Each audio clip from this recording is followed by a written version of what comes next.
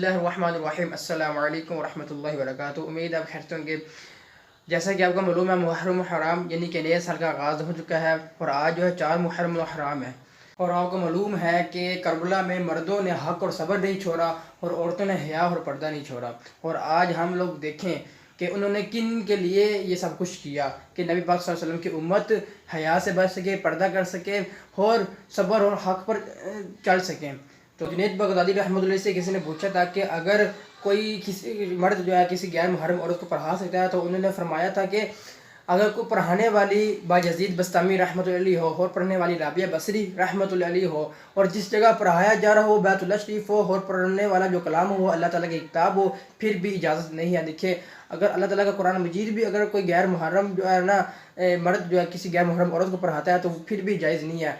और ये देखिए कितना उन्होंने बड़ी बात किया है कि फिर भी जो है पर्दा करना पड़ेगा औरत को, मर्द को भी, ठीक है। तो फिर भी आज आप देखें, आज ज़िनाकारी बेहयाई फ़ाहिशी आम हुई पड़ी है, झूठ आम हुआ पड़ा है। हम मुसलमान होने का हक़ नहीं अदा करें, हम तो सिर्फ नाम के मुसलमान रह गए हैं। आज हम में किसी के लिए वफ़ा नहीं है, हम मुखलस नहीं है आज किसी के लिए। आज हमने हर किसी के लिए दिल में बुग़्ज़ रखा हुआ है कि वो इंसान ऐसा है, उसमें ये है, उसमें ये ऐब है। कभी भी गरीब को देखकर, ठीक है, कभी मुँह ना जो ना फेरो, और कभी भी अमीर को देखकर कभी जो ना खुश ना हो, क्या पता जो है ना हसद भी ना करो कभी भी।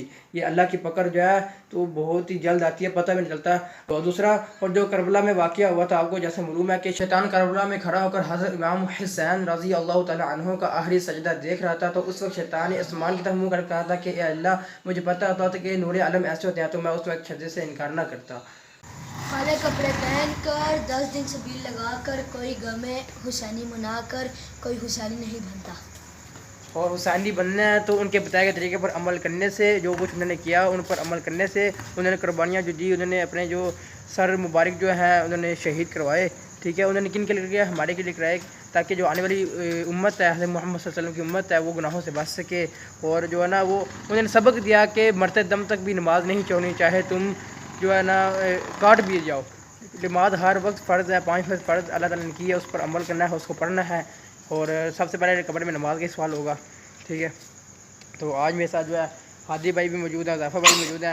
इनको मैं बता रहा था कि जो है ना ये जो महीना है मुहर्रम हराम, ये नए साल का आगाज़ हो चुका है। ये इस्लामिक महीने के मुताबिक है।